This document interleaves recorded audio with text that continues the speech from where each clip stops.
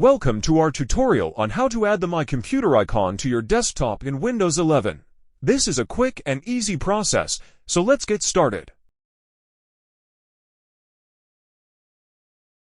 First, right-click on an empty space on your desktop and select Personalize from the context menu. In the personalization settings, click on Themes in the left-hand menu.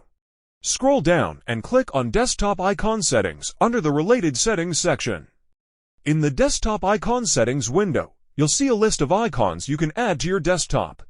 Check the box next to Computer and then click Apply and OK. And there you have it, the My Computer icon is now on your desktop. You can now easily access your computer's drives and settings from here. Thanks for watching. If you found this tutorial helpful, don't forget to like, comment, and subscribe for more tech tips like this.